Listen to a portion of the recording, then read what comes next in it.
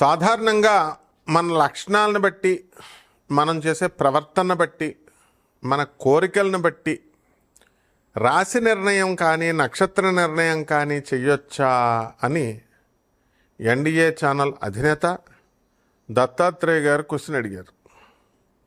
మరి చేయొచ్చు నాయన దత్తు. ఎందువలనంటే మనకి ఒక్కొక్క నక్షత్రానికి ఒక్కొక్క లక్షణాలు ఉంటాయన్నమాట. అయితే నువ్వేమడిగావు ఇంకా నన్ను, మహాభారతంలో మన పాత్రలన్నీ కూడా జనాలందరికీ తెలుసు కదండి, మరి అటువంటి పాత్రలతో ఎగ్జాంపుల్ చేసి మాకు ప్రేక్షకులకు కనుక వివరించినట్లయితే బాగుంటుందండి అన్నావు. బాగానే ఉంది. మొన్న పాపం ఒక వ్యక్తి భీముడు గురించి చెప్పాడు. భీముడు మేషరాశికి చెందినవాడు అని చెప్తే ఆయన పచ్చిబూతులు తిట్టారు. నువ్వు భీముడు చూసావా, నువ్వు తెలుసా అని. ఇప్పుడు నన్ను కూడా తిడతారు సార్ అని అన్నా సరే పర్వాలేదు గురువుగారు, పాత్రలు అందరికీ తెలియాలి కదా అన్నారు. మనల్ని తిట్టుకోవడం మన ప్రేక్షకులే కాబట్టి మీరు నన్ను తిట్టుకున్నా కూడా ఆ పాత్రలను బట్టి మరి మీ అందరికి ఉపయోగపడాలి కాబట్టి జ్యోతిష శాస్త్రానికి వాళ్ళు ఏ రాశి వాళ్ళు ఎలాగా ఏంటి అన్నది పేరు బలాలను ఏదో ఒక బేసిస్ని బట్టి చేసి చెప్తున్నాం. తప్పకుండా నిర్ణయం చేయొచ్చండి దత్తుగారు. మరి ఈ విధంగా ఇప్పుడు మొట్టమొదటగా మనకి మేషరాశిలో మనం చూసుకున్నప్పుడు అశ్విని భరణి కృత్తిక నక్షత్రాలు కొన్ని పాదాలు మనం తీసుకున్నప్పుడు ఈ నకుల సహదేవులు ఇద్దరు ఉన్నారు కదా, వీళ్ళు ఎవరండి అని అంటే వాళ్ళు ఆవుల్ని కాసేవారుగా ఒక ఆయన విరాట్ మహారాజులో కొలువులో ఉంటాడు. ఆ తర్వాత పశుశాల ఇట్లన్నిటికీ ఎవరా అంటే అశ్విని దేవతల అధిపతి. కాబట్టి ఎవరికైతే మనం అందరం కూడా చూస్తూ ఉంటాం, కుక్క పిల్లల్ని మూతుల్లో మూతులు పెట్టి నాకుతూ ఉంటారు, పిల్లి పిల్లల్ని మూతులు పెట్టి నాక్కుంటూ ఉంటారు, పక్కన పడుకోబెట్టుకుంటారు, పైన పడుకోబెట్టుకుంటారు. మనుషులనేమో వాళ్ళ అమ్మమ్మల్ని, వాళ్ళ తాతల్ని, వాళ్ళ చెల్లెల్ని, వాళ్ళని అందరినీ దూరంగా జరిపేస్తారు. ఎవరిని పడుకోబెట్టుకుంటారంటే అబ్బో ఆల్సేషన్ డాగ్ అండి, డాబర్మ్యాన్ అండి అని పెట్టుకుంటారు. ఈ పశు ప్రేమికులందరూ కూడా ఇంచుమించుగా మేషరాశి వాళ్ళు ఎక్కువ మంది ఉంటారు. అశ్విని నక్షత్రంలో కొంతమంది ఉండడం అనేటటువంటిది జరుగుతాయి. కొంచెం యొక్క లక్షణాలన్నీ కూడా ఉంటాయి.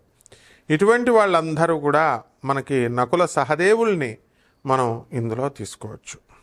ఇకపోతే వృషభ రాశి వారు ధర్మబద్ధమైనటువంటి తులారాశి.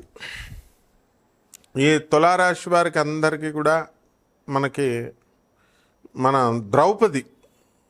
ద్రౌపదిని మనం ఈ కేటగిరీలోకి తీసుకోవచ్చు. ఎవరండి ఈమె ద్రౌపది అని అంటే పూర్వము ఇంద్రుని యొక్క భార్య అయినటువంటి శచీదేవి. ఆ శచీదేవి అంటే ఇప్పుడున్న ఇంద్రుడు కాదు, మనకు బోల్డ్ మంది ఇంద్రులు అయిపోయారు. వైవస్వత మన్వంతరము, ఇలాగా సావర్ణి, ఇలా రకరకాల మనువులే అయిపోయినాయి, మన్వంతరాలు అయిపోయినాయి. అందులో ఒక మన్వంతరంలో ఒక ఇంద్రుడు, ఆయన యొక్క భార్య శచీదేవి, ఆమె తపస్సు చేస్తుంది శివుడి కోసం, తన భర్త కోసం అని. శివుడు ప్రత్యక్షమయ్యాడు. ఆమె 5 సార్లు పతిందేహి పతిందేహి పతిందేహి అని 5 సార్లు అడుగుతుంది.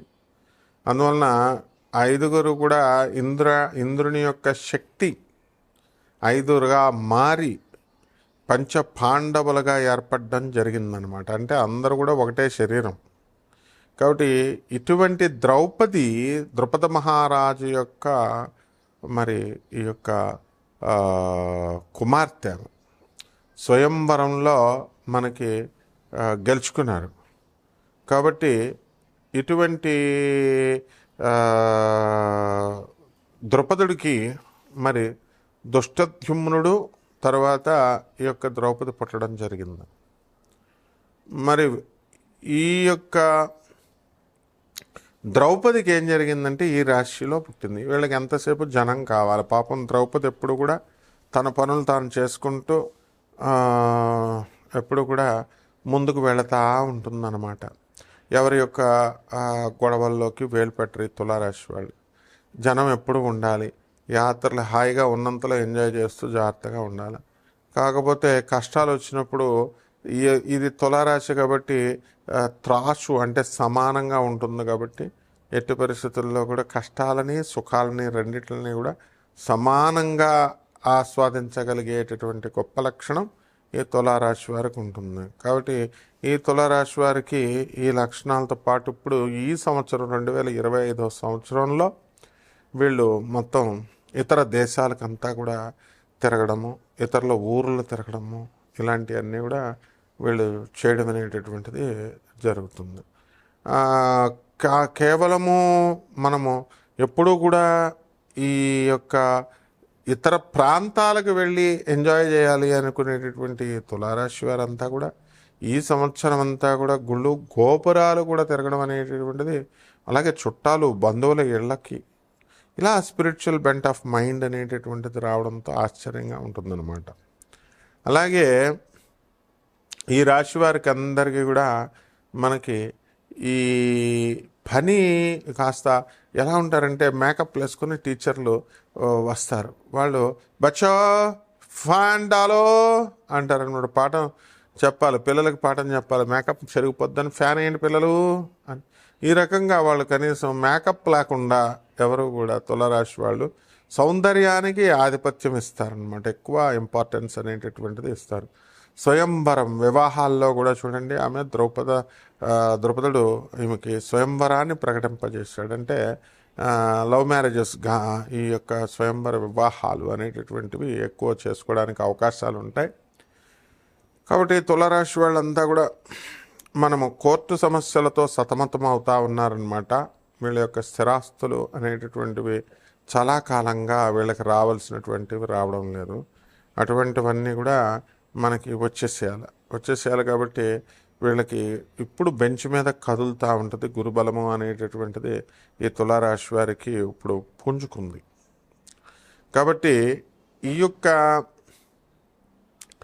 తులారాశి వారికి లాంగిటివిటీ ఆఫ్ లైఫ్ పెరగడానికి కూడా అవకాశాలు ఉంటాయి. అంటే మంచి ఆరోగ్యపు అలవాట్లు, మంచి ఇతరులతో అందరూ కూడా కలిసి పనిచేయడము, లీడర్షిప్ క్వాలిటీస్ ఇవన్నీ కూడా ఉంటాయి. అయితే ఇప్పుడు 2025లో పంచమ రాహువు పరిస్థితి వల్ల సంతానము అనేకమైనటువంటి ఇబ్బందుల పాలు సంతానం అవ్వడము, అలాగే మిమ్మల్ని అందరినీ కూడా సంతానము ఇబ్బందుల్లో పెట్టడము, వాళ్ళ యొక్క తెలివి తక్కువ నిర్ణయాల వల్ల ఇలాంటివన్నీ కూడా జరుగుతాయి.